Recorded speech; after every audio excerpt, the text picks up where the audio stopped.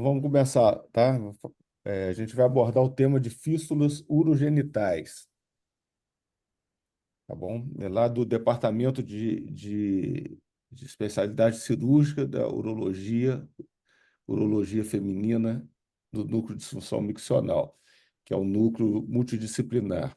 Eu, Ricardo, Guilherme e o professor Ronaldo Damião, que é o titular.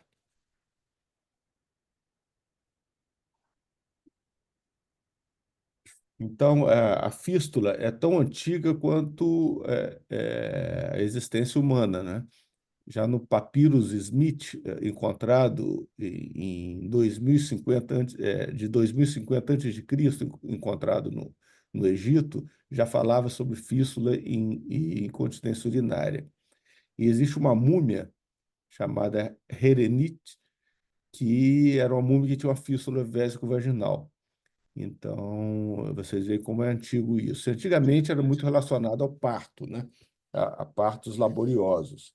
Hoje, a fisiopatologia é um pouquinho mais diferente. O parto e a cesariana pode causar fístula, mas hoje a gente vai ver mais para frente que as causas são outras, né? Hipócrates, já em 460 depois de Cristo, foi o primeiro a descrever sobre as fístulas urogenitais. E o grande médico oriental, chamado, no Ocidente é conhecido como Avicena, e no Oriente ele é conhecido como Ibn Sina, o filho do Sina. E ele já ligava as fístulas a partos laboriosos. Ele foi o primeiro cientista médico a criar uma faculdade de medicina. Vocês podem ver isso no filme The Physician, que no Brasil é traduzido como O Físico, né? Que um estudante europeu vai lá para o Marrocos estudar com Ibn Sina, na faculdade dele, medicina. Era a única faculdade que tinha na época. Mas quem começou mesmo a ter sucesso no tratamento, porque as fístulas antigamente eram uma coisa terrível. Tem esse relato do James Marion Sims, que é o pai considerado o pai da ginecologia, né? Ele descrevia que as mulheres com fístulas não poderiam existir, né, como mulher. Não poderia existir uma condição tão lastimável do que o Estado aqui a reduz à fístula vésico-vaginal. Enjoada de si mesma, a mulher, antes amada pelo seu marido, se torna para ele objeto de repulsão física. A mãe carinhosa vê-se banida do convívio dos filhos. Encerra-se num quarto solitário, condena-se ao desconforto de uma cadeira de pau fria e esburacada, perto da janela aberta. E ainda que não lhe faltem recurso, não pode forrar de tapete o assoalho de tábuas. Então, essa era em 1800 e pouco, era a descrição de uma mulher com fístula vésico-vaginal, porque não tinha tratamento. Ninguém conseguia operar. Mas o Sims foi o primeiro a ter sucesso em operar as fístulas vésico-vaginais. E uma das maiores causas do sucesso dele não era bem a técnica, mas a asepsia. Ele tinha uma irmã extremamente enjoada com limpeza, que tinha mania de limpeza e que mantinha o centro cirúrgico nessa época era na própria casa da pessoa, era uma mesa que a pessoa preparava a mesa, forrava, deitava o paciente lá e operava. Então, mas ela, como tinha mania de limpeza, era tudo muito higienizado, é, asséptico, então ele tinha sucesso na correção das fístulas, mais por causa da sepsia e da não ocorrência de infecção. E ele desenvolveu várias técnicas. Naquela época, se ressecava a borda da fístula. E essa é uma das técnicas que ele criou via vaginal, que colocava dois aparatos de metal ligados com fio para fechar o orifício da fístula. Desenvolveu também técnicas de sutura. Na época utilizava-se fio de crina de cavalo, né? Então, e nesse caso fechava a vagina Então, fazia uma copoclase para fechar a fístula e deixava a bexiga aberta junto com o útero aqui e saía a secreção uterina pela uretra, né? Mas era uma técnica para fechar. A mulher não podia ter relação, mas pelo menos não ficava perdendo urina pela vagina. Então, podia ser feita a copoclase. Vocês veem que absurdo, né? Existem várias maneiras de classificar uma fístula vésico-vaginal ou geniturinária, né? O Sims, em 1852, classificava como fístula uretrovaginal dependendo do local da fístula, né? Do órgão acometido. Uretrovaginal, do colo vesical, do corpo e assoalho da bexiga, e a fístula útero-vesical, que é conhecida como doença de. Fugiu o nome, daqui a pouquinho eu vou lembrar. Síndrome de Youssef, doença de Youssef. Então, McConaughey, em 1958, classificava como grau, né? Grau 1 era uma fístula pequena, né? Grau 2, média, com cicatriz. Blá, blá, blá. Então, tem várias maneiras de classificar, tá? O que a gente classifica hoje é fístulas simples e complexas, tá? A gente vai ver mais para frente. Então, o que é uma fístula simples? Então, vocês estão vendo aqui, uma fístula simples. Aqui é um catéter entrando pela uretra e saindo pela fístula na vagina. Então, isso aqui é uma fístula simples. Um orifício pequeno, um orifício só e pequeno. Então, são fístulas únicas menores do que 4 centímetros, vésico-vaginal. Os esfíncteres não estão envolvidos, a uretra está livre, tá? Sem cicatriz significante, sem defeito circunferencial. Defeito circunferencial, há pouco tempo nós operamos um paciente assim, é toda a vagina aberta. Então, a fístula que pega toda a vagina. Pouca perda de tecido, sem envolvimento ureteral e virgem de tratamento. Então, essa é uma fístula simples. Eu acho que na nossa casuística é menos de 10% as fístulas simples, porque a maioria já foi tentado, ou pelo menos tem uma tentativa de cirurgia. E o que é uma fístula complexa? Olha aqui uma fístula complexa, gente. A gente vê os dois meatos ureterais aqui pela vagina, ó. A bexiga toda aberta, é quase um defeito circunferencial. A gente vê o trígono da bexiga e os meatos ureterais. Isso é uma fístula complexa, tá? Então, são fístulas múltiplas, retovaginal, quando tem também, além da vaginal, tem um reto, que a gente chama de cloaca, né? Fístulas mistas, ou cervicais, maior do que 4 centímetros, envolvimento dos esfíncteres, com cicatriz importante, defeito circunferencial, que é quase essa aqui, perda de tecido significativa, essa aqui tem perda também de tecido significativa, quando tem litíase ureteral associada, ou vesical e vaginal, e na falha cirúrgica. Então, a falha cirúrgica, a grande maioria das fístulas que a gente opera, elas têm falha cirúrgica, né? Então, aqui vocês veem, então, uma fístula bem grande, a gente vê na bexiga um cateter ureteral de um lado e um guiazinho do outro lado. E as fístulas ocorrem mais em países do sul global. E muitas dessas fístulas que acontecem muito na África, elas estão relacionadas a partos laboriosos. Lá ainda existe muito trabalho de parto laborioso, se faz pouca cesariana, e tem países que têm uma incidência muito menor, né? Então, por exemplo, o Canadá e a Austrália têm incidência, e toda a Europa praticamente tem incidência muito pequena. O Brasil está nessa aqui intermediária, entre 10 e 199 por 1 milhão de habitantes aqui, não 100 mil habitantes. A gente ainda tem um número um pouquinho alto de fístula. Então, a causa obstétrica é o parto laborioso, o parto difícil, a criança fica muito tempo no canal do parto, comprimindo a bexiga contra o púbis, né? E contra a vagina. Então, isso acontece muito em gravidez em mulheres jovens, né? Com desproporção céfalo-pélvica. E na Nigéria existe uma prática tribal, que é feita pelo pajé, que é o Gishirikut. Então, para tratar qualquer tipo de coisa, de uma doença venérea a um câncer de colo de útero, o pajé faz um corte com uma pedra afiada da vagina, da parede anterior da vagina da mulher. Então, se ele penetra muito essa lâmina, ele pega a bexiga e forma a fístula vaginal. É o Guixiri-Kuti na Nigéria. Então, por isso que lá tem muita fístula. Na Etiópia também tem muita fístula, tá?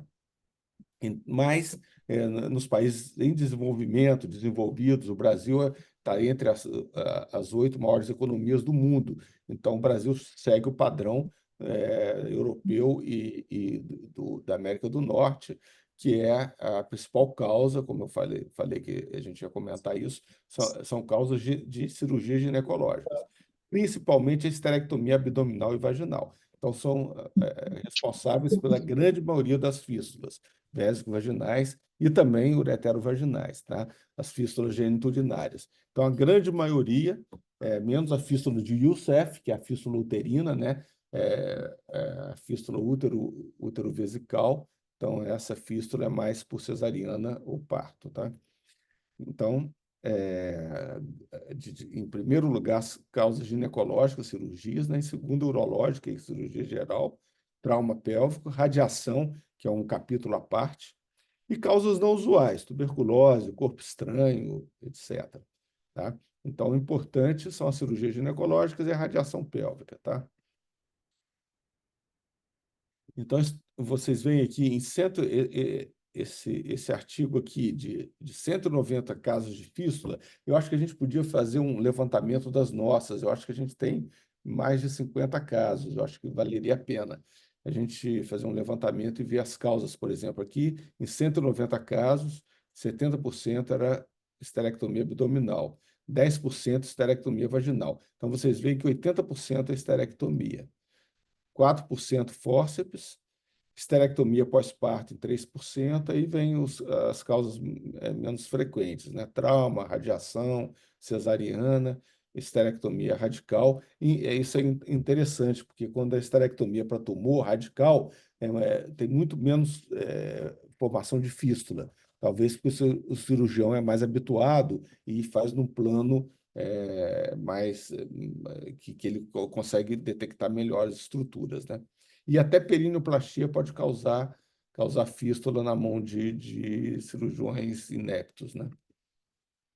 Então, qual é a fisiopatologia da fístula? É uma lesão inadvertida da bexiga, né? Que pode ser até uma lesão térmica, tá, gente? Não precisa abrir o buraco, cortar, chegar na luz, não. Às vezes, uma lesão térmica ou por pontos com fios muito grossos, né? Que esquemiam a parede da bexiga. Então, começa a extravasar a urina e a urina tenta achar uma saída e vai encontrar a sutura do fundo vaginal e vai formar a fístula. Depois, esse trajeto é epitelizado.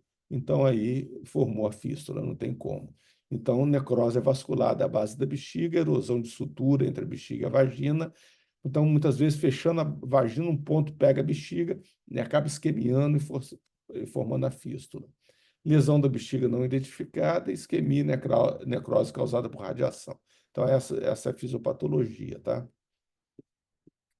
Então, como é que a fístula se apresenta clinicamente? É uma descarga líquida de urina através da vagina, geralmente indolor, e normalmente começa do 7º ao 14º pós-operatório, dia pós-operatório. E a quantidade pode variar de pequeno a um grande volume. Normalmente são grandes volumes, né? E pode ser confundido com incontinência. E muitas vezes o paciente, mesmo com sonda, às vezes os colegas querem passar a sonda para ver se fecha a fístula, não vai fechar. Então, mesmo ela ficando com sonda, vai continuar vazando. E quando que a gente suspeita que a fístula está sendo formada? Então, é quando você tem uma evolução pós-operatória atípica. Então, a fístula ela altera a evolução pós-operatória. Ela provoca muita irritação na bexiga. Então, provoca dor, espasmo da bexiga, hematúria, e é como se fosse uma bexiga hiperativa, mas com muita dor.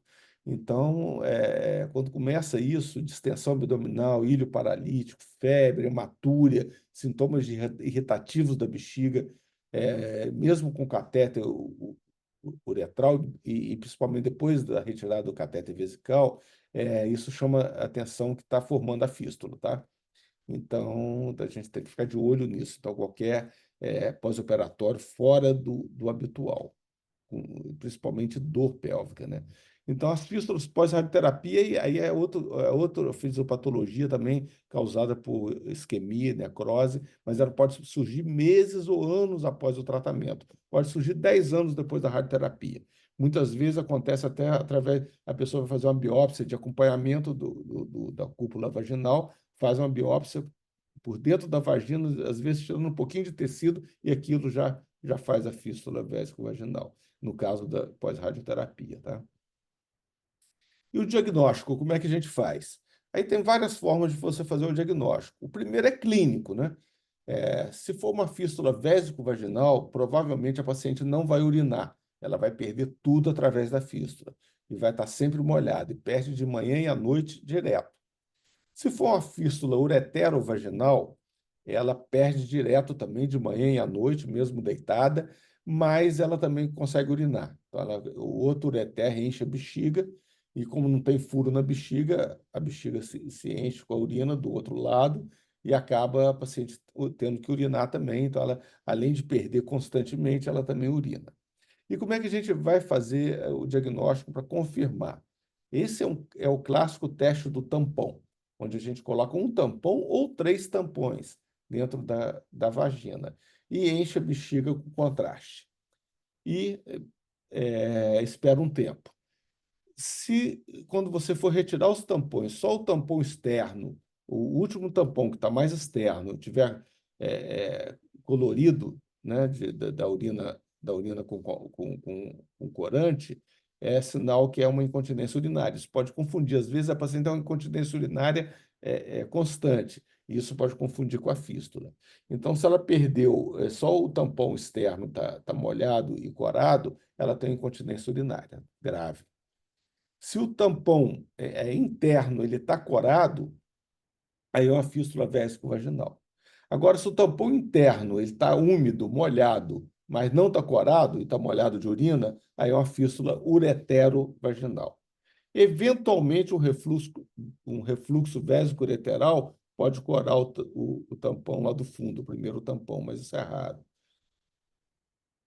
Então, a gente identifica a secreção vaginal contendo urina. Se tiver dúvida, é só dosar a creatinina. A creatinina da urina é 20 vezes maior do que a do plasma, 10 a 20 vezes maior. Então, se a do plasma é até 1, a da urina vai dar 10 a 20. Então, é fácil de fazer o diagnóstico, tá? Mas, normalmente, não tem essa dificuldade. Mas o diagnóstico você pode fazer de outras formas também. O cistograma, antigamente, a gente usava muito esse cistograma, na verdade, é uma videourodinâmica que mostra aqui a fístula começando a formar. Então, aqui, ó, começando a extravasar contraste da bexiga, aqui já extravasando mais e pegando todo o fundo da vagina, e aqui já extravasando tudo, pegando toda a vagina e já saindo externamente aqui contraste. Então, essa é uma fístula vésico-vaginal diagnosticada pela videourodinâmica. A uretocistoscopia e a vaginoscopia são os exames principais para a gente diagnosticar a fístula. Então, a gente pode ver claramente aqui, pela vaginoscopia, uma fístula com 2 orifícios. Então, a gente consegue ver. E, além de ver a fístula, a gente consegue ver quantos orifícios, essa é uma fístula complexa, né? Com mais de um orifício. E, além disso, a gente vê o tecido que está ao redor da fístula. Se está um tecido bom, já bem cicatrizado, sem infecção, sem estar macerado, sem estar sangrando. Isso é muito importante, porque isso pode indicar para a gente o tempo cirúrgico. Se o tecido estiver bom, a fístula já epitelizada, a gente já pode operar. Aqui, uma urografia escritora, hoje em dia a gente quase não faz esse exame, é mais a tomografia mostrando a fístula ureterovaginal, tá? Saindo o contraste do ureter e corando a vagina. E aqui um stop, praticamente um stop no ureter e uma fístula. A gente não vê a fístula, mas a paciente está perdendo urina pela vagina e tem esse stop, então isso é uma fístula ureterovaginal, tá? E essa aqui a gente vê bem a fístula, né? Vê um pouquinho de acúmulo de contraste aqui extraperitoneal e a fístula aqui com a vagina toda cheia de contraste. Então, tipo, é um caso clássico de fístula ureterovaginal. Isso aqui é uma videourodinâmica mostrando a fístula vésico-vaginal também, tá? E com a bexiga de baixa complacência e baixa capacidade. Vocês veem que encheu com 30, 20 ml aqui, a pressão já foi para quase 60. Então, isso é uma fístula pós-radioterapia, com a bexiga actínica de muito baixa capacidade. Você não consegue corrigir essas fístulas. Essa paciente, eu acho que já tinha tentado corrigir umas 5 vezes. Você não consegue corrigir só fechando a fístula. A pressão dentro da bexiga é tão alta que vai abrir outra vez. Não adianta você fazer o ponto que for, pode usar até fio de aço, que não vai fechar. Então, nesses casos, a gente tem que ampliar a bexiga. Então, diminuir a pressão e aumentar a capacidade do reservatório, tá? Então, isso é um caso de fístula complexa, tá? Outro caso também aqui é com refluxo, ó, fístula complexa e com refluxo vesicoureteral e uma bexiga de baixa capacidade também, que está provocando esse refluxo, uma bexiga de baixa complacência. Vocês veem aqui a pressão muito alta, né? Quase 60 também, e uma bexiga muito pequenininha e com refluxo. Então, nesses casos, não adianta a gente tentar corrigir a fístula, a gente tem que fazer uma ampliação da bexiga, tá? Aí na ampliação já corrige a fístula. Então, quando operar a fístula geniturinária, sempre, né? Mas quanto tempo a gente tem que esperar? Antigamente, tinha que esperar 6 meses, né? Então, 6 meses, no mínimo 3 meses, mas o impacto da fístula é tão ruim que hoje a gente, os autores foram tentando cada vez mais operar mais precoce essa fístula, e hoje a gente sabe que não tem um prazo assim correto, é o tempo endoscópico. Então, o tempo endoscópico a gente faz um exame, pode ser especular, eu prefiro fazer uma cistovaginoscopia, que a gente olha o tecido, vê como é que é a fístula, classifica a fístula, vê a posição dela e confirma se o tecido estiver bom, a gente pode operar a qualquer momento. Não tem, pode ser uma semana, pode ser um ano depois da fístula, tá? Depois da formação da fístula. Então, aqui é uma cistoscopia mostrando uma fístula complexa, muito grande, acima de 4 centímetros, e aqui é uma vaginoscopia mostrando que, na verdade, eram 2 orifícios. Então, é uma fístula complexa mesmo, né? E qual a técnica, a melhor técnica para corrigir a fístula? Aí, a melhor técnica, antigamente se falava isso, que é o que o cirurgião está mais habituado. Eu acho que isso é uma grande bobagem. Eu acho que o cirurgião de fístula, ele tem que saber fazer qualquer tipo de abordagem. Então, não existe isso. O cirurgião está mais habituado com o tipo de abordagem. No cirurgião de fístula, ele tem que fazer tudo. Então, o que eu faço? A maioria das fístulas eu faço via vaginal, mesmo fístulas complexas, eu faço tudo via vaginal. Só tem 2 situações que eu faço abordagem transabdominal, que é quando a fístula é ureteral, óbvio, a gente vai reimplantar o ureter na bexiga. Nós já fizemos isso, eu e o Ricardo até fizemos um reimplante de ureter por via vaginal, mas é um caso muito especial, que era um prolapso total e que a bexiga estava do lado de fora da vagina da paciente, o ureter também. Mas isso é um caso muito, né, inusitado. Então, quando tem que fazer o reimplante, eu faço via abdominal, mas extraperitoneal. Sempre faço igual a gente faz no transplante, com a incisão parecida do transplante, lateral do lado da fístula, pegando, não entrando dentro do peritônio, tá? Tudo extraperitoneal, e reimplanta o ureter a gregoar. Então, nesse caso, eu faço transabdominal extraperitoneal. E outro caso que eu faço sempre transabdominal transperitoneal é quando tem que ampliar a bexiga. Então, se é uma bexiga irradiada, uma bexiga multioperada e que está com a baixa complacência e baixa capacidade, eu tenho que fazer uma iliocistoplastia. Não tem como fazer isso por via vaginal, tem que abrir o abdômen, eu faço um fanistil, abro, tiro um pedaço do ilho e amplio a bexiga. Então, tirando essas 2 exceções, é sempre via vaginal. Então, é aquilo que eu falei para vocês, a ausência de comprometimento do ureter e não necessita de ampliação vesical.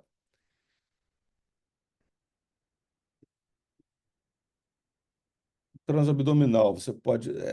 Tem muita gente que ainda faz transabdominal, mesmo em fístulas não complexas, né, simples. Pode fazer bipartição da bexiga, você pode usar retalho também, peritoneal e bíplo e tal, mas não precisa, né? Acho que dá para a gente fazer a maioria transvaginal. E pode fazer por videolaparoscopia até robótica, mas eu acho que a cirurgia vaginal é tão boa. Ontem eu fiz uma fístula à noite, 7 horas, lá em Petrópolis. A paciente teve alta hoje, 9 horas da manhã, por via vaginal. Então, é muito melhor até do que a robótica. A fístula pós-radioterapia é um grande problema, tá? É um problema à parte. Então, ela pode aparecer até um ano depois, e essa sim necessita de uma avaliação melhor. Nem tanto esperar muito tempo, mas precisa de uma biópsia da borda da fístula, porque é possível que seja uma recidiva tumoral. E se for uma recidiva tumoral, não adianta você tentar fazer essa fístula. Muitas vezes o tratamento vai ser uma exenteração pélvica. Então, é fundamental ter a biópsia da borda da fístula para saber se não é recidiva tumoral. Geralmente é recidiva de tumor de colo uterino irradiado, né, como radioterapia e braquiterapia. Então é fundamental isso e avaliar bem o tecido e avaliar bem a bexiga, porque se for uma bexiga pequena, de baixa complacência, baixa capacidade, não adianta você tentar fechar a fístula, você tem que ampliar a bexiga. Aí você tem que ter certeza que não tem câncer. Então a biópsia é fundamental. Então a fístula pós-radioterapia é uma doença especial, que a gente tem que olhar de forma especial. Tá? E como é que a gente corrige? A técnica de correção de fístula. Então, todo mundo que já entrou numa cirurgia comigo sabe, né? Então, isso aqui é o típico abordagem de via vaginal. A gente nunca resseca a borda da fístula. A borda da fístula é um tecido é, mais fibroso, mais durinho, e ancora bem nossa sutura. Se a gente ressecar a borda da fístula, a gente tem dois problemas. Primeiro, que transforma, você mais do que dobra o tamanho da fístula. Então, você transforma uma fístula que era desse tamanho nesse tamanho aqui. Então, você mais do que dobra o tamanho da fístula. E quando você for suturar, vai estar com uma tensão muito grande esse tecido. Esse tecido vai estar mais friável, não tem aquela borda rígida, fibrótica. Então, você pode esgarçar e piorar mais, aumentar mais a fístula ainda. Então, nunca ressecar a borda da fístula. Você vai cortar a borda, manter a borda, de secar bem em todos os sentidos, tá? De secar bem em todos os sentidos, fechar em dois planos. Se precisar pegar o peritônio e cobrir, você entra aqui no fundo de saco com muita facilidade por essa incisão aqui, você aborda o fundo de saco, ou tirar o Marsus flap, que é a gordura do grande lábio, e cobrir. E depois que você fecha em dois planos e coloca o peritônio ou Marsus flap, você cria um retalho de vagina, cortando a vagina aqui do lado e avançando esse retalho aqui para cobrir totalmente a fístula, para não ter interposição de sutura. Outra coisa é o fio. Tem que ser fio fino. Você não pode usar, primeiro, não pode usar fio multifilamentar. O Vicryl é péssimo para fechar fístula. Então, tem que ser fios monofilamentares absorvíveis. Então, PDS, Monocril, Caprofil, qualquer um desses fios, tá? Com agulha cilíndrica, não pode usar agulha cortante. E o ideal é que seja um fio 4, no máximo 3 zeros, mas o ideal é 4, 5, 4 zeros, tá? E depois fechar a vagina com o que você quiser. Aí pode usar catigu, pode usar o fio monofilamentar, os mais modernos, Caprofil, PDS. A vagina fecha muito fácil, de qualquer jeito. Mas a fístula ideal é um fio 4, 5 ou 4 zeros, monofilamentar, absorvível. Então, aqui um caso de uma fístula, né? Aqui é o flap, isso aqui é para mostrar o flap da vagina, como é que a gente cria o flap da vagina e depois cobre a fístula, tá? Então, assim, a sutura a gente faz de preferência em dois sentidos, para ficar só intersecção de um ponto da fístula, e depois com flap a gente cobre. Pode usar o Marsus flap, né, que é a gordura do grande lábio, e o importante é o flap cobrir toda a sutura da fístula para não ter interposição de sutura, tá? Isso que é o mais importante. Esse é o Marsus flap, tá? Olha, veja bem, é um retalho excelente. É muito bom, tem muita gordura aqui. A gente pode tirar menos, pode tirar mais, pode deixar o pedículo superior ou inferior. Aí tanto faz. Ele tem dois pedículos. Você pode deixar o pedículo superior ou inferior. Eu prefiro deixar o pedículo inferior e pegar até aqui em cima. Numa incisão menor assim, eu vou até aqui, ó, vou até próximo ao púbis aqui. Então fica, olha como é que ele fica bom, o retalho. E aqui já a gente jogando ele para sair lá dentro da bexiga. Ó. Aqui já está saindo dentro da bexiga. Ó. A incisão está aqui. Ó. Então, olha quanto retalho tem aqui para cobrir a fístula. Então, esse aqui é um vídeo. Depois eu mostro o vídeo para vocês. Então, essa aqui é uma técnica que você faz extraperitoneal, transvesical, você fecha a fístula. Eu nunca fiz isso aqui, tá? Mas existem relatos. E a bipartição da bexiga. Eu sempre faço isso aqui quando a gente tem que ampliar a bexiga. Então, vou bipartir a bexiga, fechar a fístula e depois ampliar a bexiga. Pode fechar também um pouquinho e depois ampliar. Então, esse aqui é um caso. Ó. A bexiga era só isso aqui. Estão vendo? A ureter cateterizada, sonda de Foley. A bexiga era isso aqui e a vagina toda aberta. Era aquela fístula enorme, pegando. Olha aqui, o que sobrou de bexiga. Só isso aqui. Ó. Então, aí você fecha a fístula, fecha um pouquinho a bexiga e depois amplia ela. Então, aqui pode colocar o epíplon, tá? Entre a bexiga. Eu vou passar o vídeo depois para vocês. Então, aqui, gente, alguns relatos de grandes autores, por exemplo, Kelly, em 1979, descreveu 81% de cura no tratamento de 160 fístulas, tá? Transabdominal. Então, 81% de cura. O Ben Chikral, em 1987, em 276 fístulas, também só tratamento transabdominal, 98% de cura. Isso é a abordagem transvesical, transvaginal, perdão, essa aqui é transvaginal. Então, antigamente, a gente tinha essa ideia que a transvaginal tinha uma porcentagem de cura um pouco menor do que a abordagem transabdominal. Então, enquanto Kelly e Bechikron encontraram, o Kelly foi quase 100%, né? 81, 98%, o Gil Verdet e o Kirsch, 100% de sucesso, mas olha o número aqui, 42, 20, aqui 276 e 160. É óbvio que quanto mais fístula você fizer, maior probabilidade de você passar e você ter que recidiva de pelo menos uma, tá? Quem fala que tem 100% de sucesso está mentindo, ou operou pouco.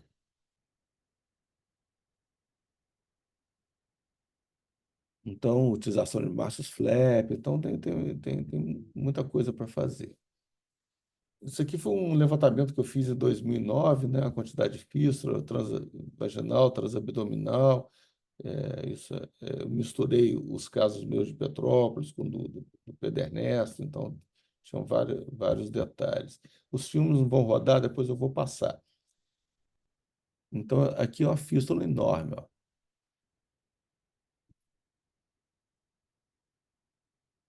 Então, a abordagem transabdominal, as complicações, né, que pode ter, né? Lesão ureteral pode acontecer, né? É raro, mas pode acontecer. Lesão retal, sangramento e recorrência da fístula. Essa aqui é o mais comum, tá? Que pode acontecer. Pós-operatório pode ter dispareunia, redução da capacidade vesical, incontinência de esforço. E na transabdominal, sangramento é uma complicação, ilho prolongado, coleções intraabdominais, recorrência da fístula também é menos comum, mas pode acontecer. Redução da capacidade vesical e incontinência de esforço também. Pode qualquer tipo de fístula, isso aí a gente pode corrigir a fístula e depois, porque a mulher não tinha incontinência porque ela tinha fístula, perdia direto. Mas depois que corrige, ela pode aparecer com incontinência urinária. A gente tem que corrigir. Então, as considerações finais, usar sempre a cistoscopia e vaginoscopia, correção mais precoce possível para tirar a mulher dessa situação precária que é a fístula vaginal, né? Fazer o correto diagnóstico, uma boa técnica operatória e um material adequado. Eu vou passar o filme aqui para vocês.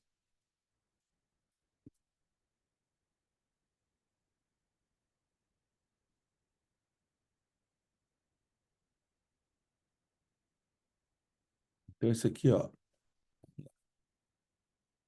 tá dando para ver? Isso aí é a cistoscopia, né? A fístula.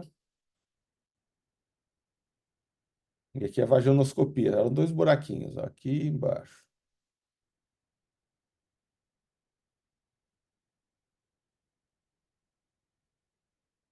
Essa aí já é outra. Então, aqui ó, é uma. Eu estou bipartindo a bexiga, aí eu vou abrir a vagina daqui a pouquinho. Ó. Aí, abriu a vagina, ó. Aquilo ali é a vagina. Então, você separa a bexiga da vagina, os ureteres estão cateterizados. Essa é uma bexiga de baixa complacência, pequenininha. Aí, quando você vai separar a vagina da bexiga, é bom você não usar bisturi elétrico, né? Para não isquemiar a bexiga, né? Então, fecha a vagina. Então, fio fino, tá vendo? Fecha a vagina.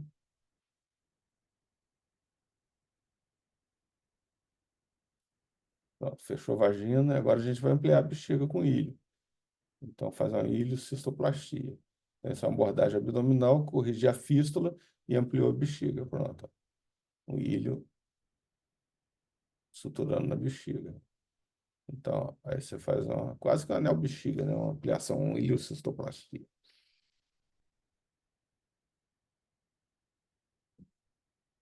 Pronto. Com cistostomia, nesse caso. Aqui outro tipo de correção agora. Essa fístula é enorme, ó. Eu entro dentro da bexiga e sai lá na vagina. Aí entro dentro da vagina, ó, vou lá dentro da bexiga, ó, com o cistoscópio. Ó. Olha lá o tamanho da fístula. Aí tinha uma trave ali, eu cortei aquela trave. A sonda de Foley que está na fístula ela é mais grossa, mais espessa do que a sonda que está na uretra. Aí eu estou fechando a fístula, usando a borda dela, olha como é que a borda é boa. O fio fininho, ó, e usando a borda da fístula. Ó. A gente tenta evitar de pegar, de tocar na fístula com a pinça. É bom não pegar. E a fístula toda fechada, tá? Aí eu estou fazendo um segundo plano, ó, e vou colocar o Marsus flap, eu acho. Então, fechou a vagina toda, a fístula toda, perdão, a vagina está aberta. Aí eu tirei o Marsus flap, ó.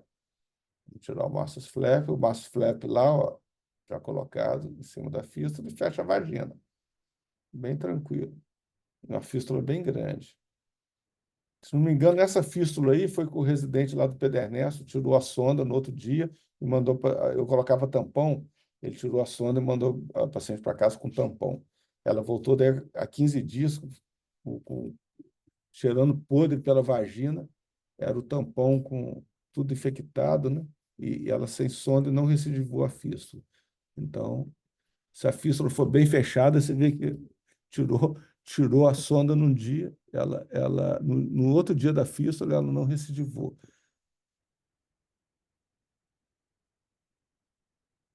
Deixa eu ver qual que é essa aqui. Eu acho que, de repente, é a mesma. Vamos ver. É a mesma coisa. Eu acho que os outros filmes eu não sei onde que está. Eu faço com isso aí. Vamos procurar. Tá?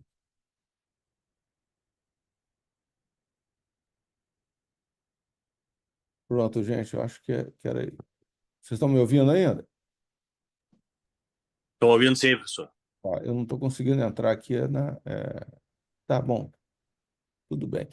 Eu não estou conseguindo ver, mas tá ok. Alguém quer comentar alguma coisa? Bom, agora eu consegui. Oi, Fabrício, Ailton, você está me ouvindo? Oi, Ailton. Tô? Bom, primeiro, te dar os parabéns aí. Você realmente tem muita experiência na correção de fístula vésico-vaginal. Mostrou aí várias imagens, enfim. E uma pergunta. Na paciente que tem, e você tem uma experiência enorme também com acesso vaginal na correção dessas fístulas, que eu entendo que, de fato, é o melhor acesso com recuperação pós-operatória, você fazer uma boa exposição ali, realmente você corrige a maior parte das fístulas via vaginal. Agora, quando você tem, Fabrício, uma paciente, não estou falando em contexto de radioterapia, mas uma paciente é, é, mais idosa e que tem um canal vaginal mais estreito, sinais de atrofia, e por uma razão faz uma fístula dessa, você considera alguma limitação para o acesso vaginal, um canal vaginal mais estreito, ou você, sem radioterapia, ou você entende que mesmo assim é possível? E a segunda pergunta, uma fístula de fundo vaginal, você vê um pouco mais de dificuldade com o acesso vaginal ou não é problema? O Ailton, vamos começar da última para trás. Quase toda fístula é fundo vaginal, porque a sutura está no fundo da vagina. Raramente, outro dia eu operei uma fístula uretrovésico vaginal, mas foi depois de parto. Quando é esterectomia, a sutura está na cúpula vaginal. Então é sempre na cúpula. Assim, não tem dificuldade nenhuma. O que eu faço, quando a fístula é muito grande, você passa um Foley. Você viu naquele filme que o Foley era mais grosso que o da uretra, era um Foley 22, a fístula muito grande. Mas se a fístula for pequena, na cúpula, o que que eu faço hoje em dia? Antigamente eu passava até o catete de Forget e puxava. Hoje eu faço, é muito simples, eu pego um posi, puxo a vagina. Ela vem aqui da frente. O paciente tá com bloqueio, então você traz a fístula para você, entendeu? Então não tem dificuldade nenhuma. Os ligamentos estão. Já fez a esterectomia, os ligamentos estão todos. A vagina não é tão fixa como quando tem o útero, entendeu? Então você traz a vagina com facilidade com a posi. E eu não uso nem, eu uso válvula maleável, pra você ter uma ideia. Eu nem uso aquelas válvulas de esterectomia vaginal, não, que elas são muito profundas. Aí eu uso a maleável porque eu trago a vagina para fora, quase para fora, né? Eu faço quase um prolapso com posi e uso uma maleável fininha. É muito simples. E ali eu acesso sempre, quase sempre ou sempre, a gente consegue acessar o fundo de saco e pegar o peritônio e cobrir, para não precisar usar o Marsus flap. Eu só uso o Marsus flap em fístula muito grande. Quando a fístula é pequena, não importa quantos orifícios, eu pego o peritônio, eu abro o fundo de saco, pego o peritônio e cubro. Então, eu transformo a fístula em intraperitoneal. É muito simples. Te respondendo a outra agora, a paciente idosa é muito difícil, né? Bom, eu não sei por quê, mas é muito difícil uma paciente idosa, porque geralmente as esterectomias são mais por causa de câncer. E, então ela dá menos fístulas. Mas se for idosa, tiver uma atresia de vagina, a gente pode fazer uma episiotomia, eu já fiz isso. Então você faz uma episiotomia e corrige. Você pode fazer até o copoclase, que é aquela maneira de corrigir muito mais simples. Então você faz a copoclase, você corrige e está resolvido. Então, assim, eu não entraria dentro do abdômen, principalmente se for idosa, né? Eu faria uma episiotomia ou uma copoclase. Perfeito. Outra coisa, Fabrício, quanto tempo você deixa essa sonda no pós-operatório? E segundo, você utiliza antimuscarínico ou alguma medicação para evitar contração da bexiga por conta da Isso sonda? Você acha que isso tem valor foi no bem lembrado. no pós-operatório para fechamento dessas fístulas? Muito bem lembrado, Ailton. Eu acho que é fundamental você fazer um anticolinérgico, até para o paciente suportar melhor a sonda. Porque essas pacientes, elas vêm com uma memória muito ruim do pós-operatório da esterectomia, com muito espasmo de bexiga, e que a sonda incomoda. Quando ela tem fístula, a sonda incomoda uma barbaridade. Então, o paciente vem com essa experiência muito ruim. Quando você faz um anticolinérgico, você alivia muito os sintomas dela. Então ela pode falar, pô, doutor, eu não senti nada nessa cirurgia, foi totalmente diferente da outra. Então eu faço sempre anticolinérgico, antimuscarínico, e a fístula depende o tempo de sonda, eu posso deixar de 5 a 21 dias. Aí depende da complexidade da fístula, tá, Ailton? Se é uma fístula. Eu operei uma em Petrópolis, essa que eu operei ontem, ela só tinha tentado corrigir uma vez por via abdominal. Então estava bom o tecido, eu vou deixar a sonda dela uma semana só e consegui um peritônio, um bom flap de peritônio, então ficou muito bem fechadinha, ficou bem. Eu deixo uns 5 a 7 dias a sonda. E não deixo mais tampão vaginal. Depois desse episódio lá do Pederneiras, eu nunca mais deixei tampão. Eu só passo um Per- creme vaginal. Perfeito, Fábio. Muito obrigado aí pelas respostas. O Guilherme quer comentar alguma coisa? O Guilherme que é vai ser meu herdeiro das fístulas. Estou treinando ele para. Não, então foi uma apresentação muito boa, uma boa explanação. Queria parabenizar o Fabrício, o professor, faz muita ficha, uma experiência enorme. Toda vez que a gente entra com ele, aprende Mesmo bastante. assim, tem recidiva, né, Guilherme? Mas essa recidiva são os casos Só, muito só, raros. só quem não opera não tem, É. né? Só Hum, que não opera muito que não tem. Então, professor, Litig aqui. Já que tocou nesse assunto, me surpreendeu o senhor falar que a maioria são operadas em uma situação de recidiva. E o senhor consegue identificar ali por que recidivou? O senhor já pensou nisso? Por que esses outros, às vezes não só a gente, né? Outras pessoas operaram e outros médicos. Qual o motivo aí da recidiva? Tem a ver com o ponto? Eu lembro que o senhor Bem falou uma claro. vez que É, um ponto isquemiante, né? Que é isso. dado, porque, enfim, o que o senhor acha? Tem um motivo, o principal motivo, Litig, o grande principal às vezes é um excelente cirurgião geral, é um exímio urologista, um ginecologista muito bom, mas não tá habituado a operar fístula, não vai dar certo. Não vai dar certo. Entendeu? Então, primeiro a experiência do cirurgião. Primeiro, mais importante, experiência do cirurgião. O cirurgião que opera eventualmente uma fístula, ele tem muito mais chance de recidivar. E outra coisa é o material e a técnica. Entendi, valeu, obrigado. Mas todos que eu pego que recidiva são grandes cirurgiões, muito bons, mas que não têm experiência com fístula e tentam operar, porque acham que podem operar, porque são excelentes cirurgiões.